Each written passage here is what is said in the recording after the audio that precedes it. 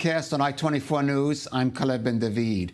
It is day 213 of Israel at war. And today the IDF initiated the first steps in its planned offensive into Rafah by urging Palestinian civilians in the city's eastern half to evacuate to safe zones set up in the north and west.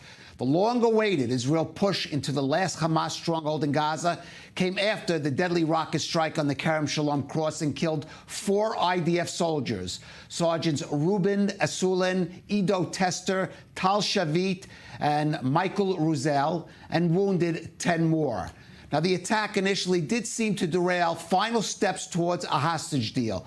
But just moments ago, a dramatic announcement from the Hamas leader Ismail Haniyeh saying that the terror group has finally accepted the most recent hostage deal proposal.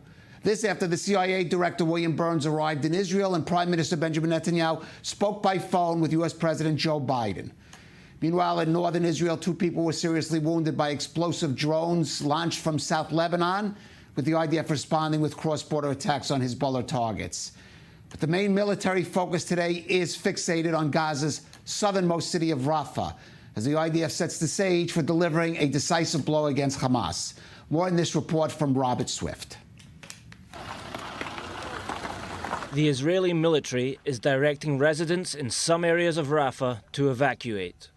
By text message, airdrop flyers, and phone calls, the IDF instructed an estimated 100,000 people to move from the southern Gazan city, Hamas's last major stronghold.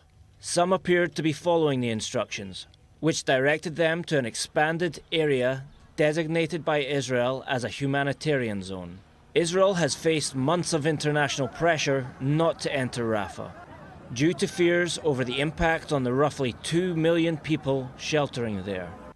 But Israeli Defense Minister Yoav Gallant told his U.S. counterpart Lloyd Austin that Jerusalem was left with no choice but to act following a Hamas rocket attack close to the Kerem Shalom crossing on Sunday, which killed 4 Israeli soldiers and wounded 9 others.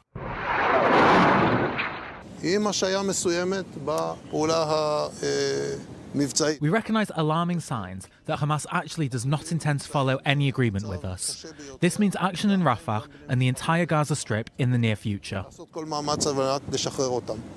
The IDF said that its shaping actions are for a limited operation in specific areas of Rafah.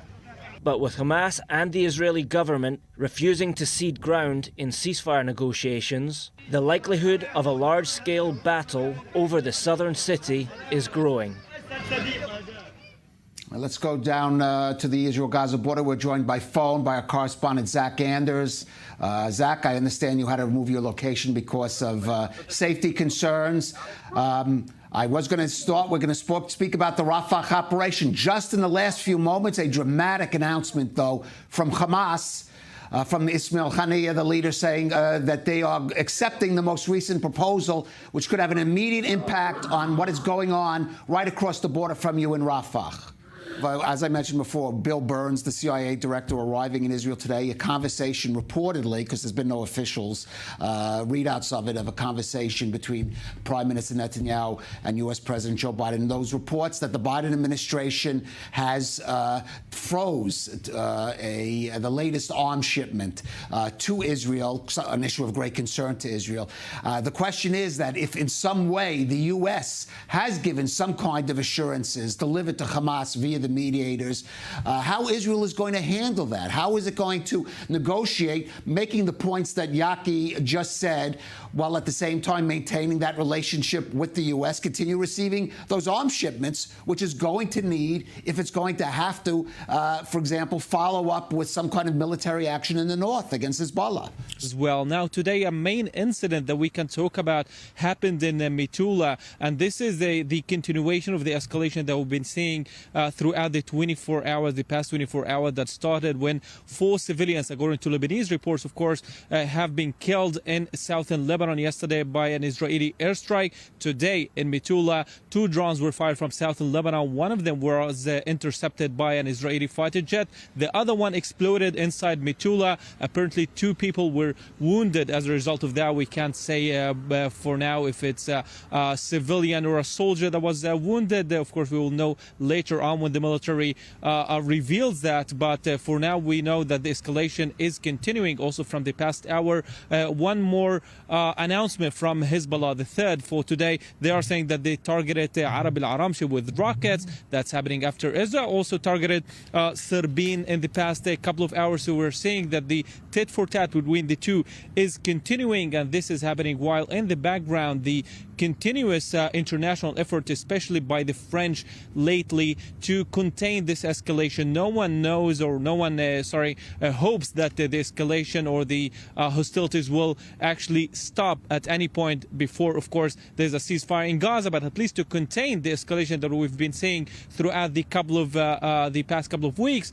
And the French are trying to propose a 3 phases again proposal that Hezbollah needs to accept. The Lebanese government already accepted that. The Israelis, of course, are willing to discuss it, but Hezbollah is saying unless there is a ceasefire in Gaza, we will continue supporting, as they are saying, the resistance in Gaza. Arisen just this week a complication to this whole scenario, and that is the Israeli government's controversial decision to shut down, at least temporarily, Al Jazeera's operations inside Israel. Now, the Qatari-backed news network is saying this will not stand in its way. It's in its reporting on the Israel-Hamas war, and it is mounting a legal challenge to the decision. Chana Rifkin has the story. A contentious decision by Israel's Netanyahu government on Sunday over what it deems as harmful media coverage by the Qatari-funded Al Jazeera media network inside Israel.